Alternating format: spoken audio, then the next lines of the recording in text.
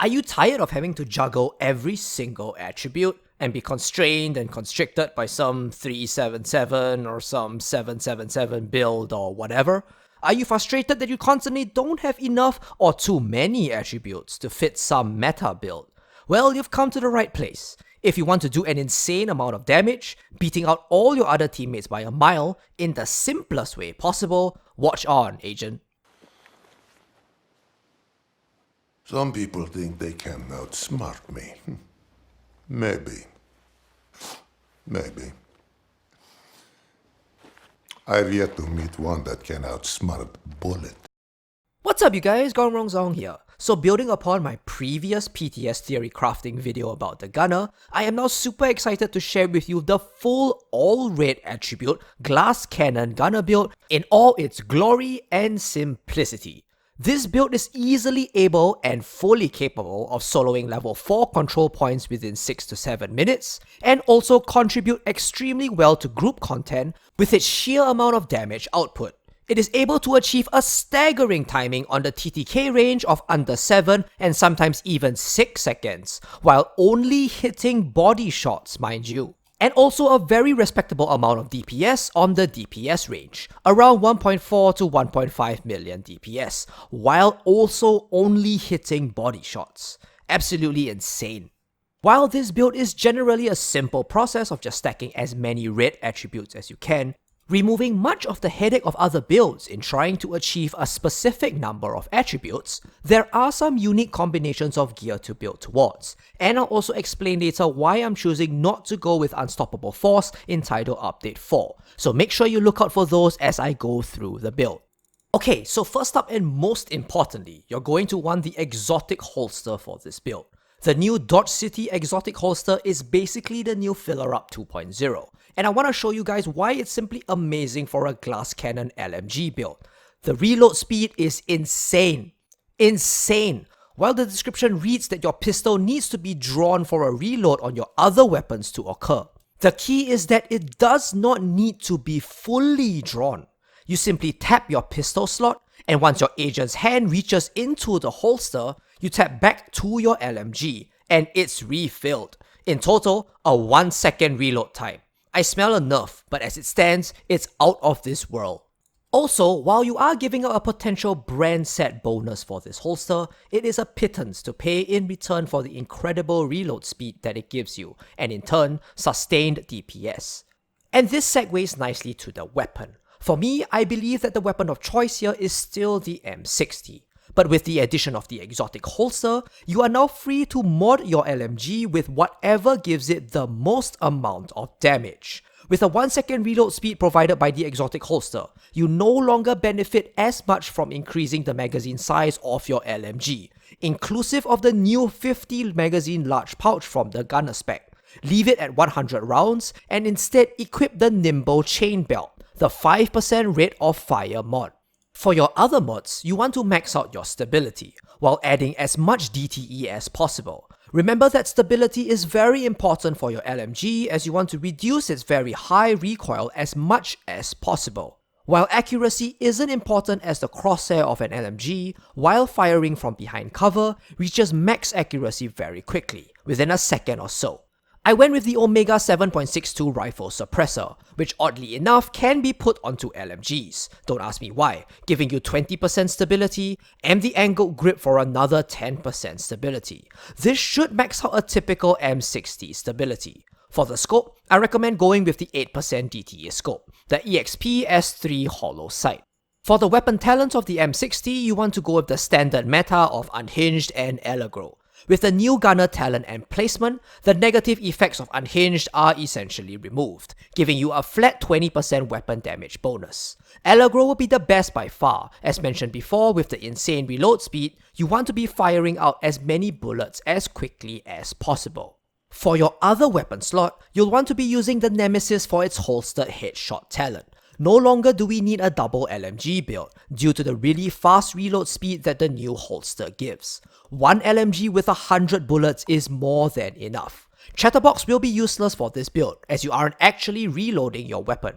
The explosive damage from Merciless will not match up to the bonus that NEMESIS provides. The Liberty pistol is also lackluster as it provides you with ammo, which again you do not need with the exotic holster in use. If you have the Eagle Barrel, you could consider using it for the armor bonus, but realistically, even on an LMG, an extra 25% headshot damage is better. Okay, now let's go into the gear.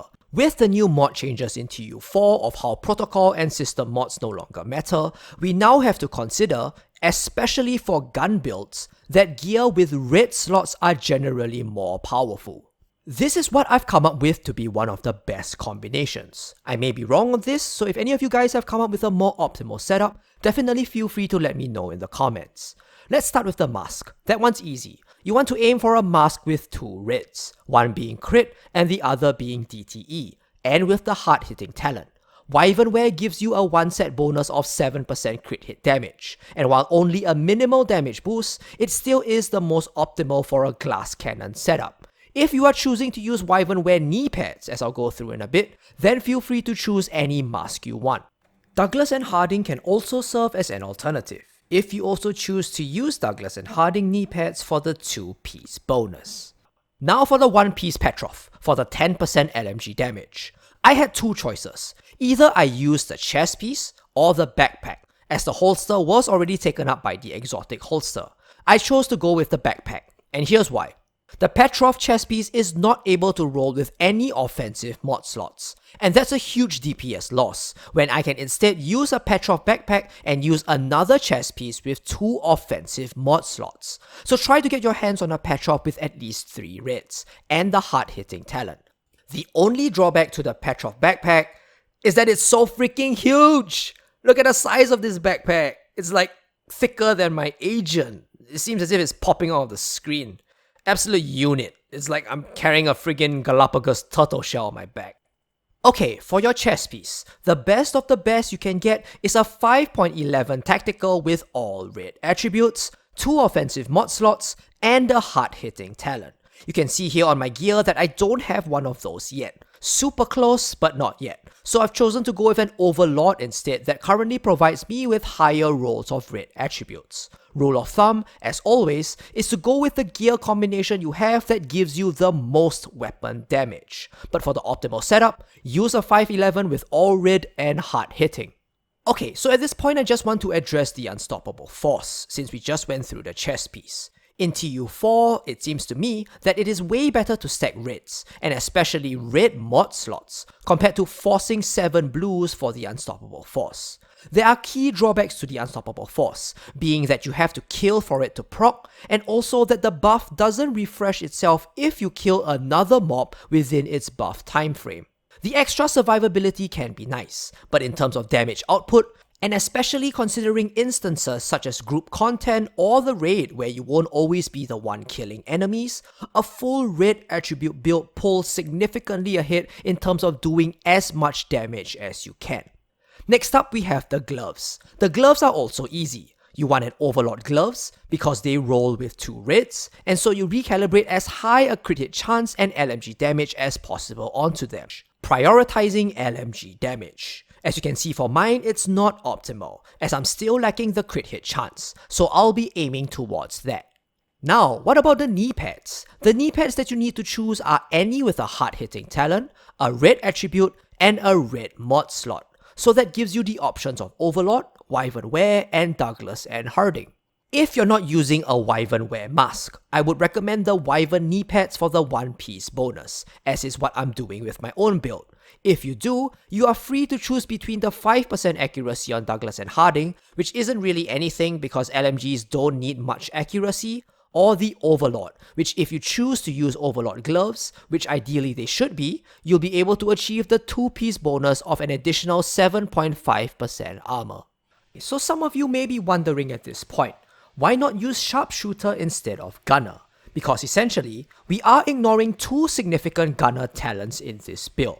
The 50 magazine pouch for LMGs, and its increased reload speed every 3rd magazine. The 20% weapon handling Gunner talent is the only significant talent that the LMG benefits from, which can be directly compared to the 30% additional stability that the Sharpshooter gives your guns. Here's my point of view. While 30% stability is significant and potentially better than 20% weapon handling, we cannot discount the gunner talent that gives you back ammo. Remember, this build is going to be churning out bullets non-stop, especially with its quick reload speed. It's also reliant on using only your M60 and no other weapon.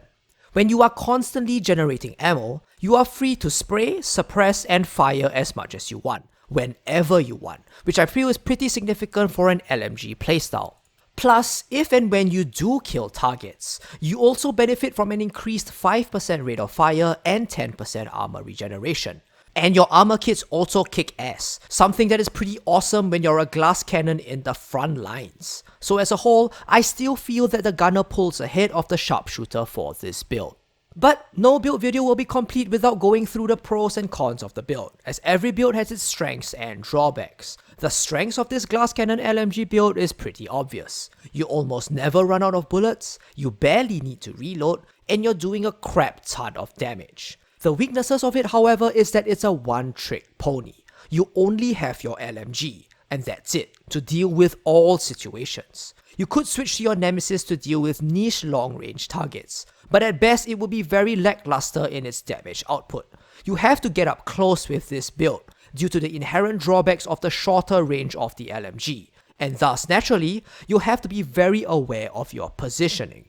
Positioning is everything in this build. Behind the right cover, you'll shred enemies like no tomorrow. But if you're stuck in a vulnerable position, all it takes is one flanking elite to down you. I'll be doing more build videos on TU4, so be sure to check them out when you get the chance. You just might discover something that you never thought of before.